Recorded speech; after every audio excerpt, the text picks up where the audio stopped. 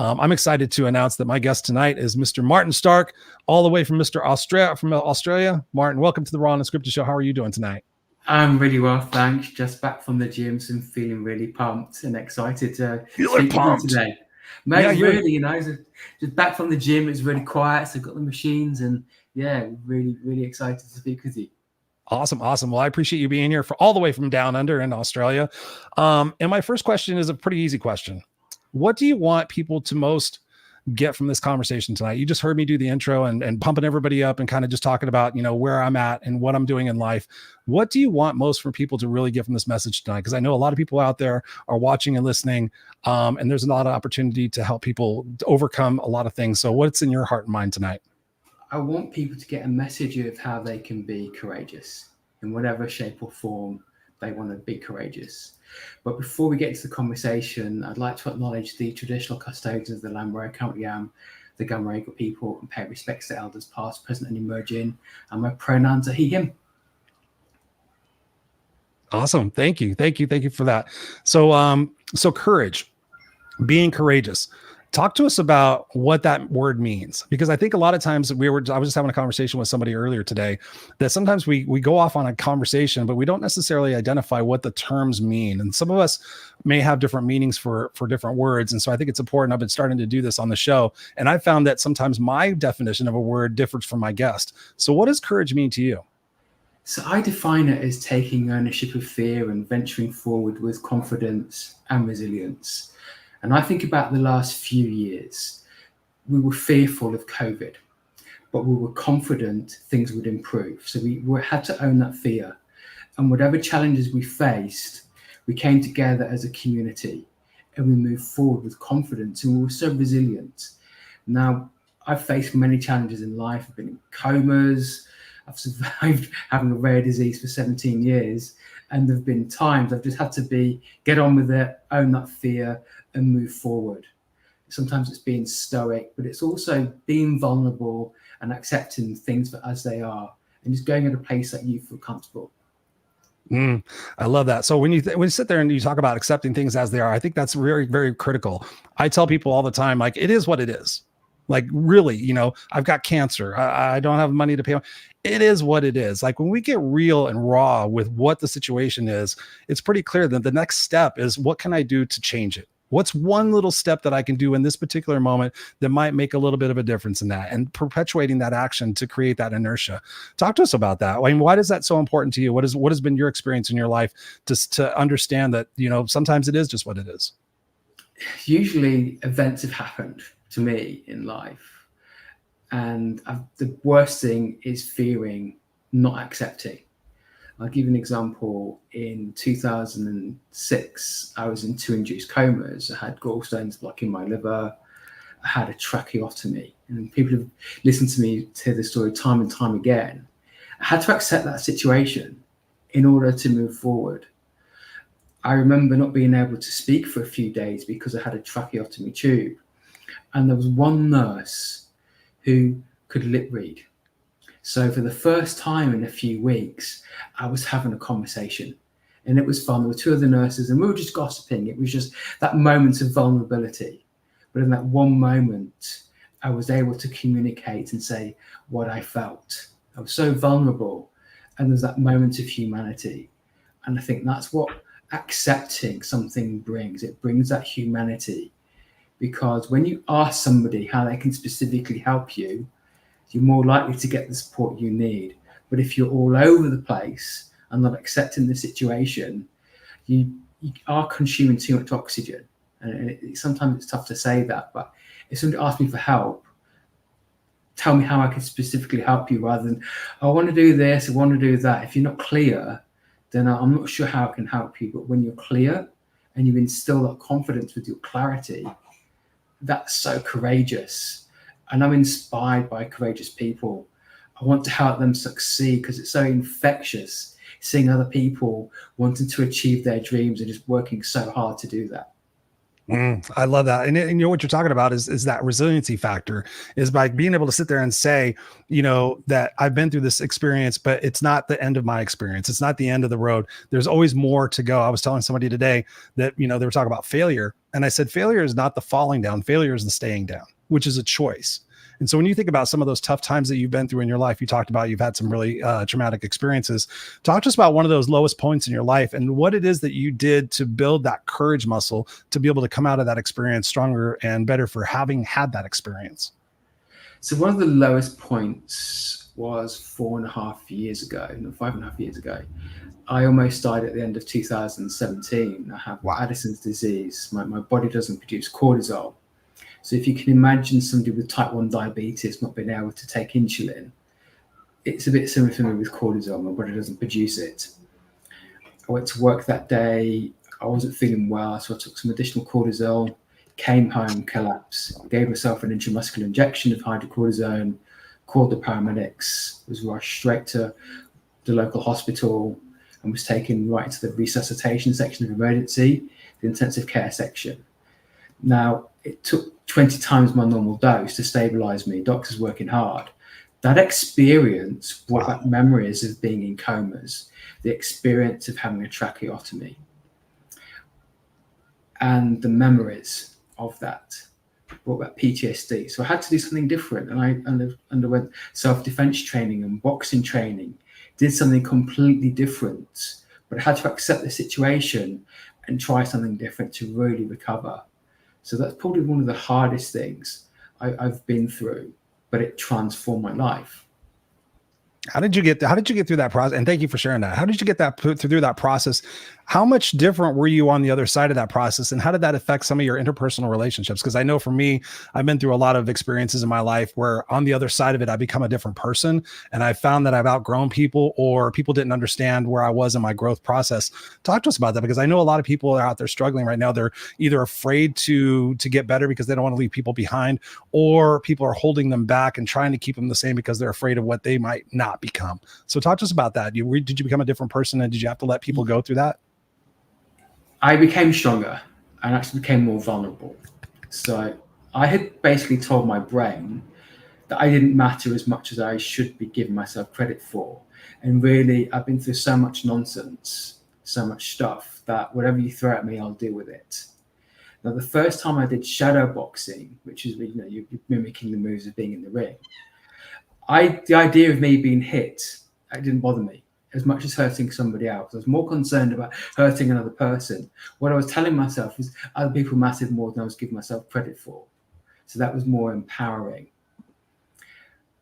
What I started doing is through showing my boxing training on Instagram. People used to joke Martin could never punch his way out of a paper bag. So Martin, how's your boxing training going? And new opportunities opened up. I've been following my journey for the last 4.5 years, and through LinkedIn, becoming a keynote speaker, speaking on CNN and being interviewed by The Guardian, things that I never considered that I would ever do, to then start doing. So really opportunities to open up. So it's really new relationships with waiting for me to enter rather than leaving some people behind. We move jobs. Do we keep in contact with your colleagues? You may want to. I think those are the things. It's like work isn't everything. And I probably used to give more credit for work than I did what I should be giving my time in evenings and weekends. Mm-hmm. Right. And thank you for that. And there's a word you've mentioned twice now, and I was going to talk about it a little bit later, but I want to touch on it now. You've said vulnerability. And so many times we're talking about courage and being courageous. So many times we think about vulnerability as a weakness, right? When we grow up, especially as men, as young boys, we're told, you got to be strong and you can't be a wimp and stuff like that. But so we think about being vulnerable as like, a sign of weakness. What is it in your mind? Because I see vulnerability now as a power of strength. And we were talking about before, asking people questions and asking people for help. And so oftentimes those tie together, that we don't want to feel vulnerable. We don't want to feel like we're weak or we don't have what it is that we need. Talk to us about that journey for yourself and what you've learned from that, what you might be able to share with people who are struggling with that themselves. I mean, a lot of that is wrapped up in my sexuality. For years, hid being gay. When people would make innuendo, would make jokes as if it was something bad, and right. Then coming out as gay, and then you face homophobia through the years, like most people from the LGBTQ+ community, to then suddenly, well, in order to fit in, do I have to submit to the jokes? Do I have to change who I am to make you feel comfortable? Or am I being vulnerable to this? Saying I'm not comfortable with this, and I'm going to change this, or I'm going to move away from this. And that's where I think the courage comes in. It's with the vulnerability, you're owning the fear. When you own the fear, you understand. Fear can give you a great source of information. It can guide you to making important decisions if you choose to use that information. So for years, I was scared of snakes. I went to a wildlife park in the middle of the CBD of Sydney. And 4 years ago, I conquered my fear of snakes and I held a python. A few years later, I went back and I held a python. And I tell you, it was something I was scared of for years. And if there would be anything documentary on snakes on the television, I would often wake up screaming at night because I'd have a dream of being bitten by one of the venomous snakes we have here in Australia. But holding the python and touching the python, they were themselves with me. They trusted me. They were their natural selves. They weren't scared of me. So what was the fear? It was my lack of understanding, my lack of not allowing the fear to really change my behavior. Not necessarily from snakes, but how I've allowed fear of not being me and listening to what other people say rather than what I want to do for too many years. And that's wrapped up in many things. And that's what people are scared of the change that you make for yourself. Do you want to be successful? Yes. You need to be courageous. Or do you want your dream to be a future regret? Right. Oh, regret. There you're talking about. And just for you guys listening and watching, I have my 2 kittens inside my studio. I thought it would be a cute idea to have them in here. So if you guys hear the little meowing, I guess it wasn't a cute idea. They realize they're going to be meowing as much as they are. Yeah, you know, and I love what you're talking about there. You know, it's a fact of, you know, what are we truly afraid of? You know, and I find a lot of people that they're afraid of things that never materialize. There's a great book out there called Face the Fear and Do It Anyway by Susan Jeffers. It's an amazing book. It's actually got a workbook with it as well. And it talks about the fact that 98% of all fears are never materialized. They're only made up in our brain. And I think a lot of that goes back to our childhood conditioning of what it is that we're supposed to be afraid of, and kind of that holds us back. When you think about fear, Martin, you know, obviously you're in the boxing ring, you're doing all these different things. How do you reframe fear so that it empowers you? So for me in the boxing ring, one thing I'm aware of is having Addison's disease. So for me, my body doesn't produce cortisol, any type of physical stress. When you're exercising, I need to take additional dose of cortisol. So I'm aware of my limitations. And through that, I know to get through 3 by 2 minute rounds, I need to stay hydrated. There'll be times I need to say, back off, slow down for me. Now, as a boxer, am I supposed to be scared of the other opponent? No, I want to get the best, but I need to be aware that I do have limitations from a condition which has almost killed me several times. So I communicate that and I do my best. I don't fear not winning. I don't fear not getting through all the rounds. And I haven't boxed for several months now. But what I fear is not trying. What I fear is not enjoying the experience. And I don't care what people, if I won or lost or whatever, I don't really care, because that's not the reason why I've taken up boxing and fought for change and led change in the sport. It's actually making impacts to share the impact of the sport I love. And armchair critics and keyboard warriors, they're scared of their own shadow. Honestly, if I hold up a mirror and go, this is what I think of you, what do you think of you? And they don't probably like the reflection. That's why being mean to somebody in a few social media posts, I'm like, yeah, you know, you can have a go at somebody, but what are you trying to hide there? Mm-hmm. That's true. That's why I talk about the accountability mirror. It's like, you know what? Oftentimes we don't like in other people, we don't like in ourselves. And I find that people who are very judgmental have a problem when I say that.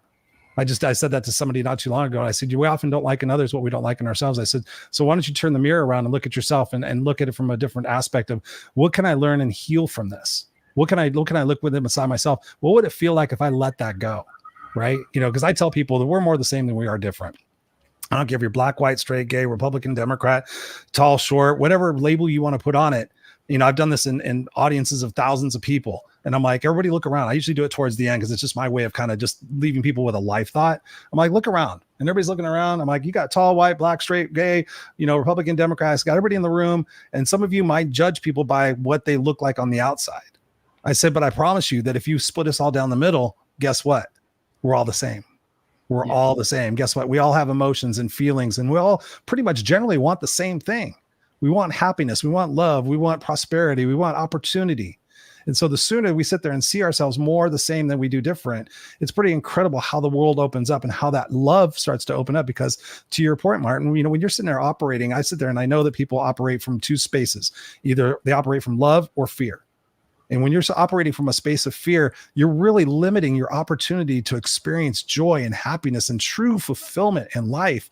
And so many people are sitting there hoping, wishing, and praying that someday they're going to be able to be happy. And that's the ridiculous part of it, because they can be happy right now just by letting go of that judgment and that prejudice, and then be able to sit there and say, you know what? I'm going to be who I need to be. I'm not going to worry about what everybody else is doing. If everybody else is being happy, I should probably focus on that as well and become more genuine with myself. And I know that's for me. Like, I was a suit and tie speaker. I was up there very successful, making a lot of money on the speaking circuit. And then I came off stage one day and I looked around. I'm like, we're all wearing the same fucking suit.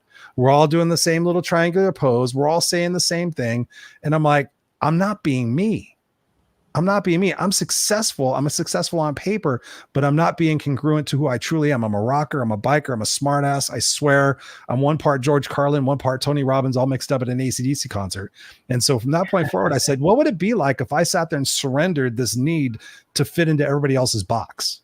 Right? What would it feel like? It would feel amazing not to have to worry pretending to be somebody that I'm not in order to gain the success when that person's not even being who they are.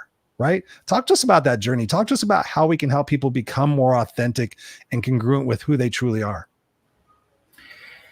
I describe courage as at your own pace in 4 steps. The first one is passion, then it's action, and it's confidence and excellence. When you're passionate about something, you will find the time to do it. You will just find it, whether it's going for a walk, losing weight, buying different types of food, or avoiding other types of food, you will find a way of doing it.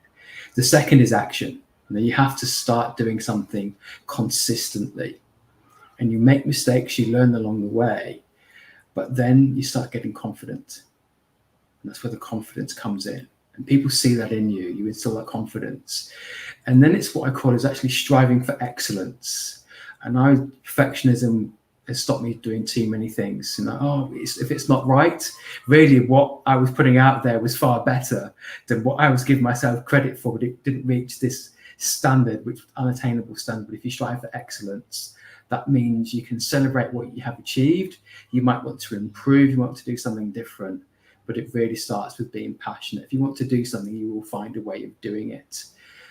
But you have to have that passion. You have to do that, because how many times do you come across people who just talk, I want to do this, I want to do that. They use so much energy talking.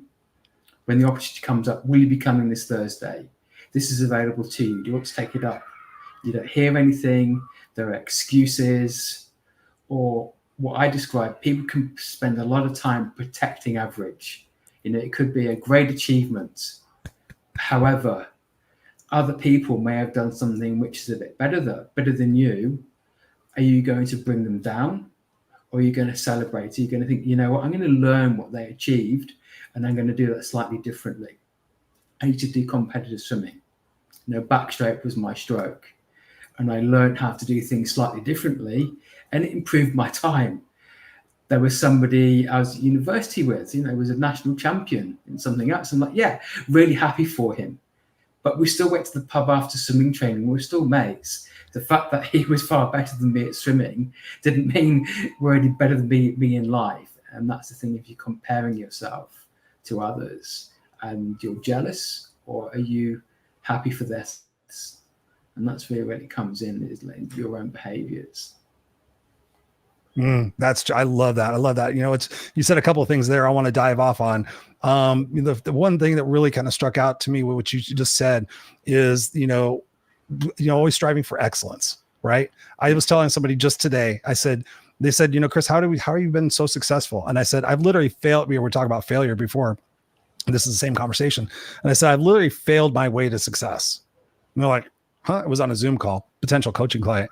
And I said, I've literally failed my way to success. I said, the reason I am here today as a former 7th grade homeless dropout is I took imperfect action every single fucking day and I never stopped. I just sat there and said, okay, what can I do in this moment that's going to get me to the next step and the next step and the next step? And I just never stopped. And every day it compounded on itself over time. And it built my confidence. It built my courage. It built my resiliency. It built the fact that I became the no excuses coach, because literally I did not give myself any excuses.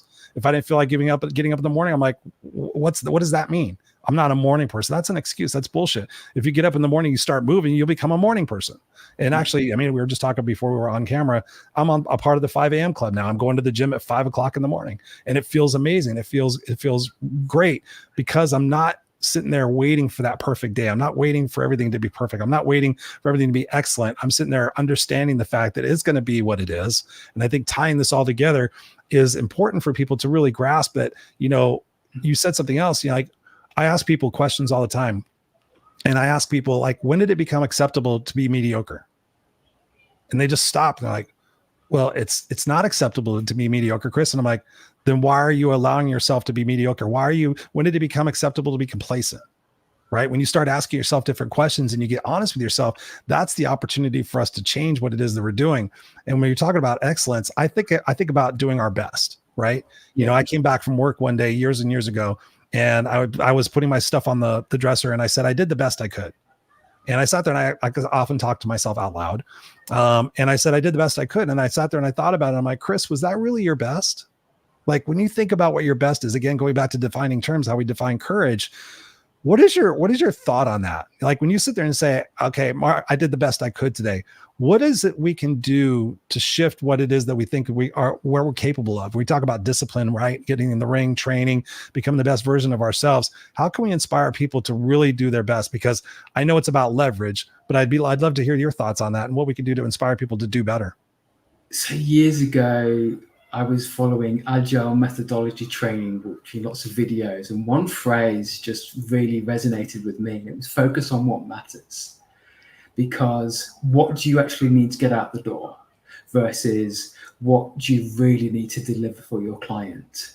Because sometimes you just need to do X, we don't need to deliver Y. So really feel, what is it you need to achieve? Is it to get to the airport? Do you need to get the BMW taxi, or do you need the Uber driver to arrive within 5 minutes to get you to the airport? Now, if you were picking up, I don't know, Prince Harry, you might need the BMW or something else. But if you're just picking up, your mate won't really care if you rock up in an Uber. That's the difference. It's all about delivering for you, delivering for the clients. It's about solving the problems, but it's also doing something which is attainable, which is going to make you happy, that you can deliver. And delivering something is better than not delivering anything and failing to give it a try. So it's really looking at what standard you want to deliver, and what is the standard that you need to deliver, and really focusing on what matters, and then challenging your energy, your efforts, asking for help, because often if it's not going to get done, you have a deadline, right? Is your client going to wait because you couldn't get your act together, or you want something that your client doesn't want you to deliver? So it's really having that honesty, those conversations with yourself, and focusing on what matters. Mm-hmm. You're talking about leverage, my friend. Leverage. Yeah. That's what I use in my coaching clients. Is when you have leverage, it's amazing. You become resourceful, right? Yeah. I sit there and talk to a lot of people who are struggling with money, and I'm like, okay, what would it be like if I asked you to go earn $10,000 in 7 days, and it can't be illegal, immoral, or unethical? People look at me like I've got 3 eyes. They're like, well, Chris, if I could get $10,000 in 7 days, I wouldn't need you. And I'm like, okay, so tell me about the person that you love the most. Do you have kids? Yes, I have kids. Okay, what's your kid's name? Nathan. Okay, how old is Nathan? Nathan's 9. At scale 1 to 10, 10 being absolute, what would you do for Nathan? Would you take a bullet for Nathan? Absolutely. I would do anything possible for my son. I love him to death, and there's nothing I wouldn't stop at. I'm like, okay, I'm going to go dark here for a second, because sometimes leverage is dark. And I think that there's some amazing beauty in darkness.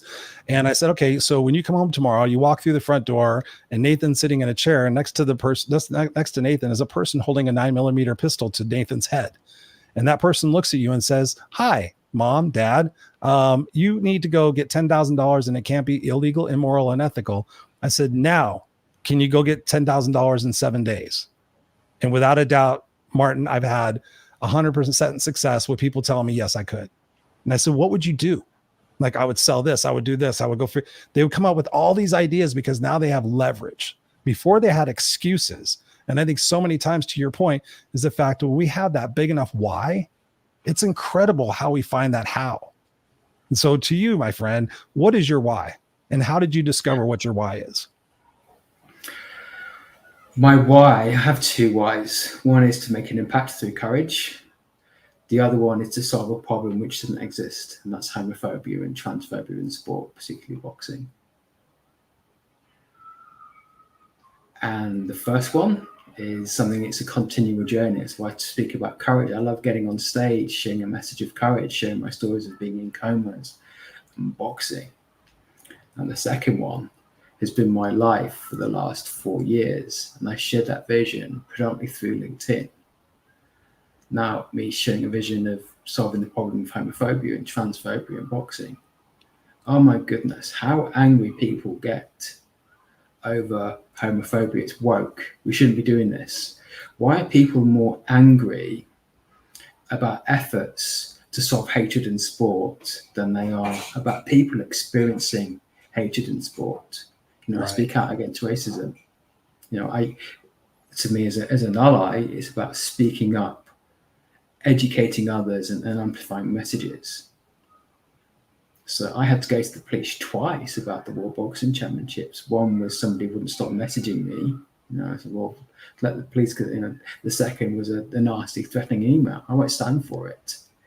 But why is it that people are comfortable for others to experience hatred, to experience being? And this is the comfort comes in.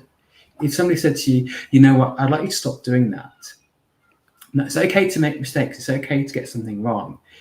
By apologizing and moving on, most people will be, yeah, it's all cool now. However, we've all come across people, the fact you've said something, hey, would you stop doing that, please?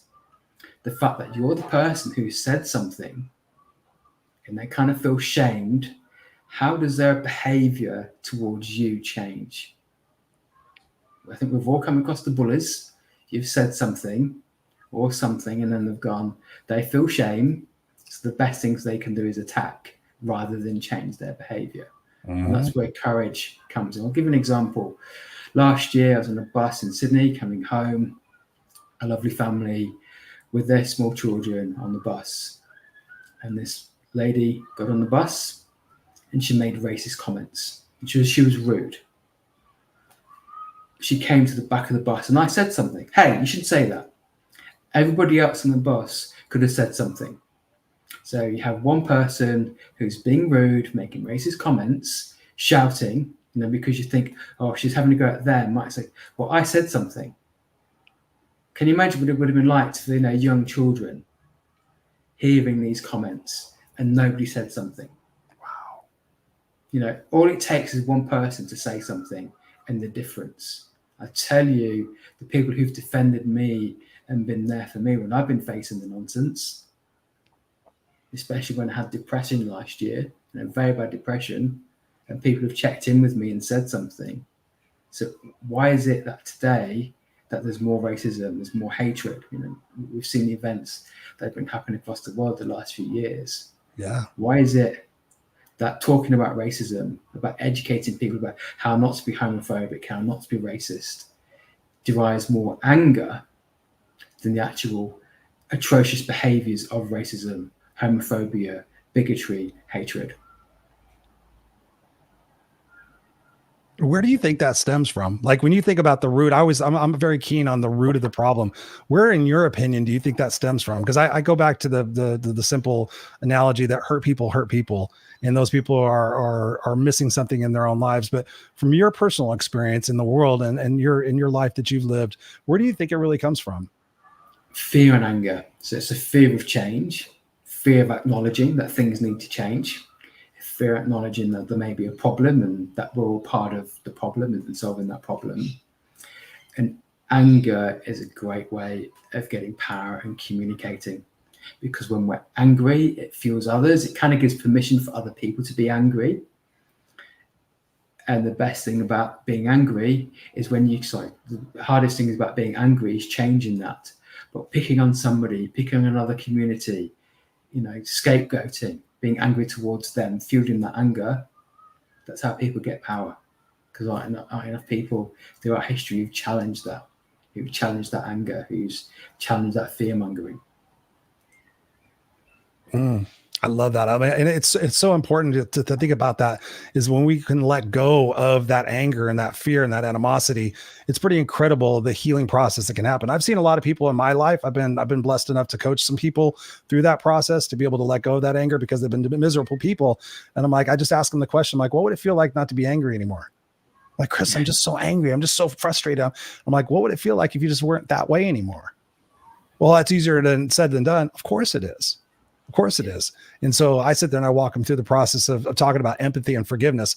My mother physically beat me, mentally abused me.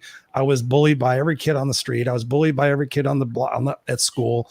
I had zero self-confidence. I had my ass kicked all the way up until I was in the 7th grade, where I in turn became the bully for a minute. And, for me, I used to carry a lot of hatred and a lot of anger around about my mom and all those people, like what they did to me. But, the simple process of being able to sit there and say, if I went through their experiences with their parents and their teachers and their religion and their society and their everything else, might I have been like them? And so, Martin, that was hard for me. I sat there, I fought with myself for years. I've been going through this for years. And I thought, no, I wouldn't have been like them because I blah, blah, blah. And then one day it just really occurred to me. I'm like, I probably would have been like them. And because they were like them and I was like I am, I've become the person I am today. So I looked at it not as though I was a victim, but I looked at it as a source of gratitude to sit there and say, because of those experiences, this is the man I've become. And I'm grateful for it. Do I want to go back and have my ass kicked again by all those people? No. But I could sit there and stand tall today and be able to mentor at-risk kids and talk to those bullies and sit there and say, hey, listen, I know you're hurting inside. I know this is just your way of coping and having control over the situation. But once you let go of that control, once you let go of that anger, it's pretty incredible what can really happen in your life, and the beauty and the love that you can attract. I want you to talk about that. Talk about empathy and forgiveness and how it's played a role in your life and how we might inspire other people to consider it for themselves.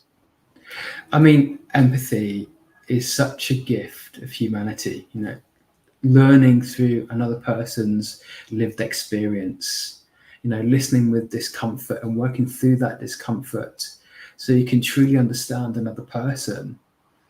And through storytelling, impactful way of communicating, those common experiences where we find common ground. Mm-hmm. You talked about the coffee shop. It's like we're in a local coffee shop. I don't drink alcohol, so I'm not really a bar person, but I love, catch up for coffee with friends. And it's like a coffee and a gossip, what's been happening throughout the week. But when we catch up with our mates or family members, we share what's happened. Somebody might say, oh, this happened to me this week, or I achieved that this week. And we share. That's that humanity. It's that community building. So we listen, we learn, we share advice, we share perspectives. You might be going on holiday somewhere. I love going to Brazil. So I love Rio de Janeiro. And so go here, go there. Because I tell you, this experience is going to be magical for you. Or you might say, Martin, you're coming over here. I recommend you go to this place or this club or this experience because I'm learning from your lived experience. And I'll take that one step further. We'll talk about inequities. We'll talk about equality. We'll talk about access to opportunities. Yeah. If I tell you by having the rainbow flag during Pride is great, but having the rainbow flag in your business because you want to be an ally to the LGBTQ plus community means when I walk past your business, I know I'm welcome. The difference. Now that will grow your business, that will grow your community, that will grow all of those things. Now, some people might say, why are you being woke by having the pride flag? But are you a mate to the community? Do you stand against homophobia and people experience bigotry? Of course you do. Now you can have the conversation with the bully. You might be able to change their mind. You might be able to open those things up. And that's where the empathy comes in. It's where the understanding comes in. But it's also walking through that fear. Hmm. So who have you had to forgive or have empathy for in your life? And what was that process like?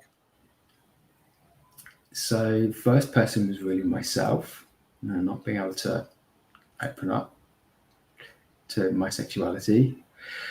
I think the second is through some experiences which I can't share, things which have happened to me.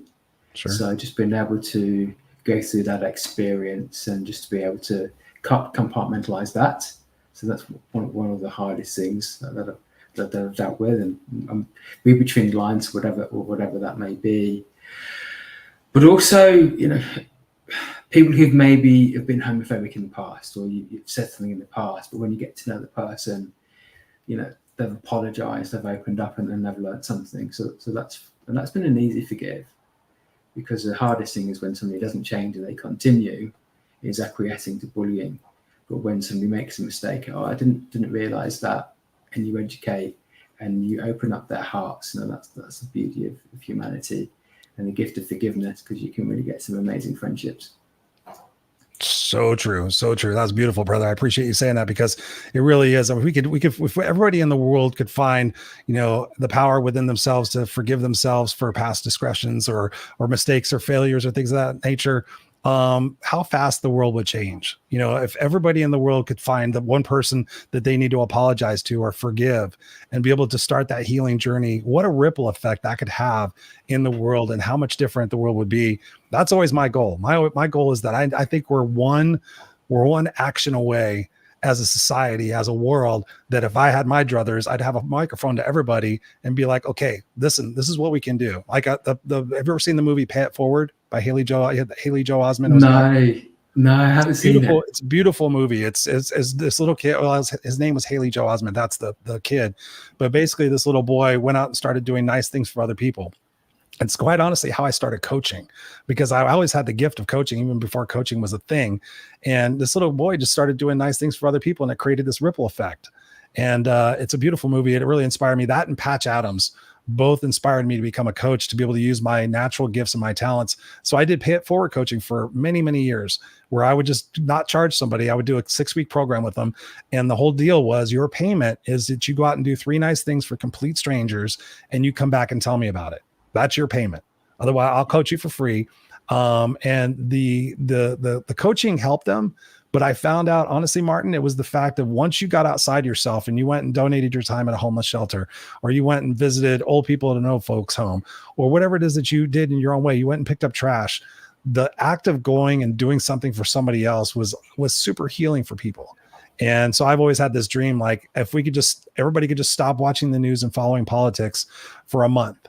And every single day and every single way, if you could just do one nice thing for somebody else, whether it's just waving to somebody, buying them a coffee, saying hi to them, whatever it is in your own little way, go and mowing somebody's lawn. I know there's a guy on TikTok that goes out and mows people's lawn, just his way of giving back. How different the world would be after that month. Like 30 days. Can we all invest 30 days to quit watching the bullshit news and the propaganda and all that shit, and really go out there, and how different this world would be? What do you think would happen? Half the conspiracy theories would stop, and I think 30 days later they would all stop. It's one of those things where if we fuel with kindness, we fuel with compassion, it comes back to us tenfold. But if we are the opposite, that's the energy you will be giving out.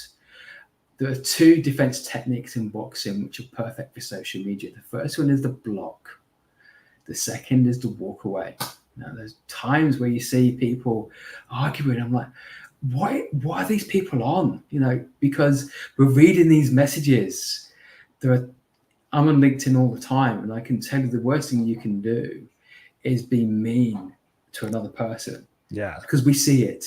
It will cost you business. I've been in multiple audio rooms where we've shared examples without naming names and said, I won't recommend this person anymore. They don't get any business through me, any referrals through me, because I saw how they were being disrespectful to somebody else. Versus, wow, I've seen how you help time and time again. I see you speak. You will be great for my audience. You'll be great for my client. Somebody needs something else. They've seen you consistently show your kindness, your compassion.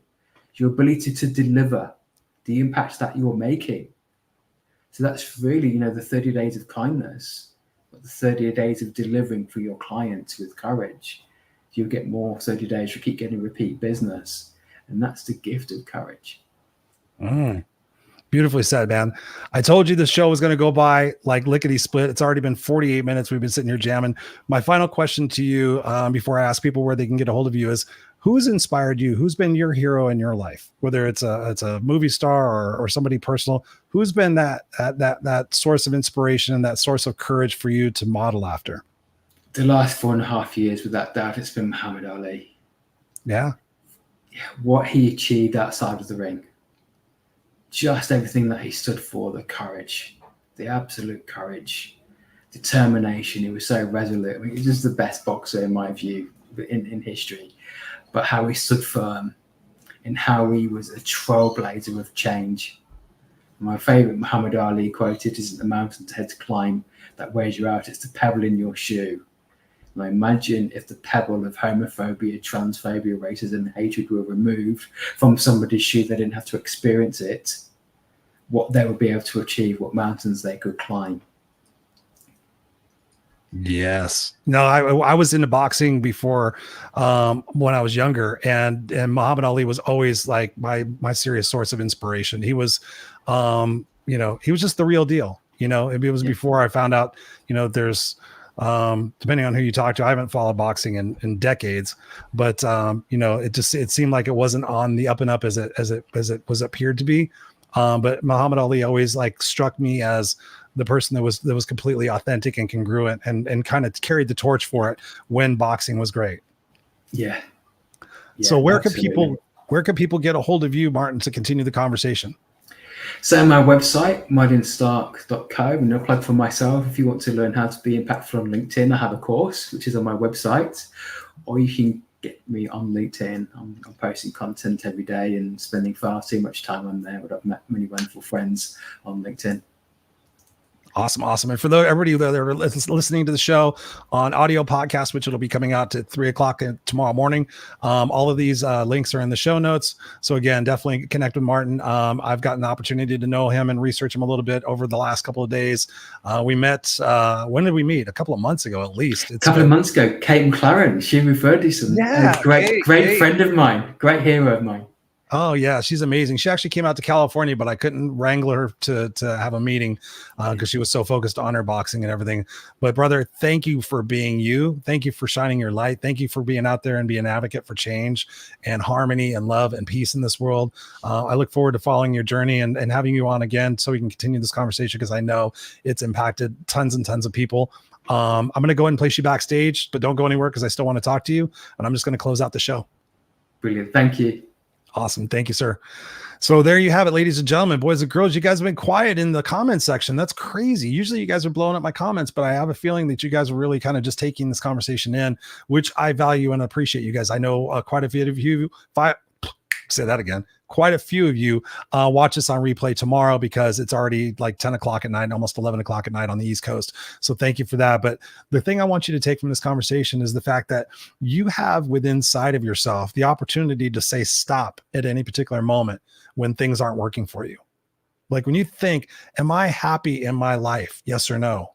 And you get on, there's no maybe, there's no sort of, am I happy in my life? Yes or no? No. Okay, what is it that I'm willing to give up? What is it that I'm willing to sacrifice? What is it that I'm willing to do a little bit differently and a little bit better in order to achieve that happiness? And if the problem with the happiness is you feel you don't deserve it or you're not worthy enough for it, I suggest to you to reach out to me. There's a couple of books that I could recommend to you that will change your perspective on that value and on that worth. It's pretty incredible when you start reading and you start educating yourself on a consistent basis. I've read thousands of books. I mean, I could sit there and I could tell you 25 books to read that would completely transform your life. If you just took one tip from each one of those books, it would be pretty incredible what it is that you can do. So, but when you think about that, you think about this opportunity to say, today it stops. Today, I'm no longer going to tolerate the negative self-talk that I give myself. Today, I'm no longer going to tolerate the fact that I put up with people in my life just because I'm afraid of being alone. No longer am I going to tolerate to go work a job that I'm unhappy in, that I know is killing me with the stress and everything else. Today is the day. And that's what I want you to take from this conversation with Martin tonight, is the fact that you get to decide that. You get to decide when you get to have the courage to sit there and say, you know what? It's time that I step up and I step out.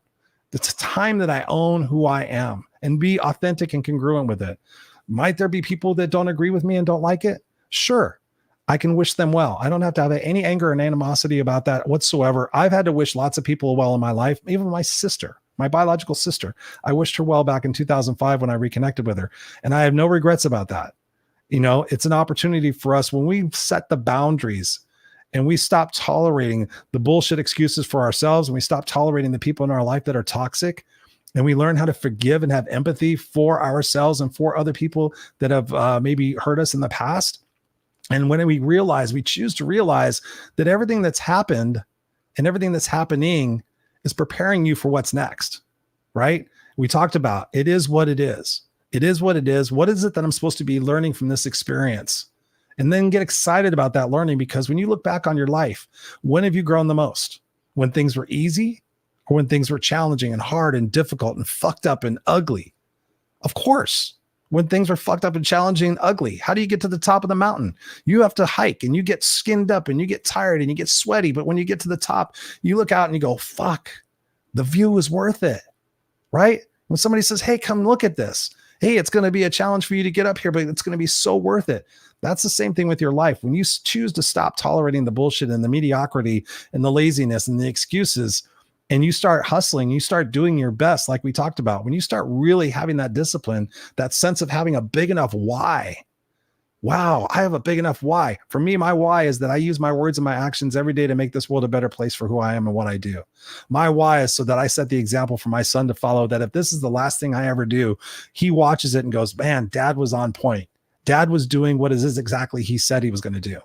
And because I wrote my eulogy years ago, I've had that clear vision of who it is that I choose to become. And so every day when I wake up, I start my day with that vision of who it is that I get to be today. This is all I get is today. I don't know. I have no guarantee for tomorrow. I have no guarantee for the next 10 minutes. So who am I going to be in this moment? Stop playing the someday game, ladies and gentlemen. Someday is no place on a calendar. Today is someday. Today could be that someday for you. Or you can choose, because you get to make the choices. You can't blame anybody else. You can't blame God. You can't blame the government. You can't blame your parents. You can't blame your spouse. You can't blame anybody, because you're the person making the decisions. You're the one putting the food in your mouth. You're the one putting the drink in your mouth. You're the one that's scrolling through social media and not doing the shit you need to be doing. You're the one that's doing that. And I say that with all love and transparency, but until you fucking get it in your brain and you sit there and realize, man, if I stop doing this shit, guess what? I'm going to get different results. And it's not going to be easy, ladies and gentlemen. I'm not here to blow smoke up your ass. I'm here to tell you that it's going to be challenging and difficult, but guess what? As you continue to do it day in and day out, you get it out of your comfort zone a little bit more every single day. What it is that you're going to be like in 3 months, 6 months, 9 months, 3 years, 5 years, what different type of person, who are you going to have in your life? Because either way, the time's going to go by if you're fortunate enough. But how would it be if you showed up 3 years from now and you're still exactly the same place? You're in the same miserable job. You're just still doing the same shit over and over again, expecting different results, hoping, wishing, and praying. That can start today, like Martin said. So I really encourage you to get a hold of him, get in touch with him, find out more about what it is that his story is about and what it is that you can do to find your own courage and resiliency. And I just invite you to come back here next week on the Raw and Unscripted show. We're here every single Tuesday night, 7 p.m. Pacific Standard Time. And next week we have one of my sisters. Courtney's going to be in the house. Courtney Fighter. I hope I pronounce her right. I never have to say her last name, but Courtney is going to be on the show. Yeah, Courtney Fighter. Fader. Oh, I hope she's not watching right now.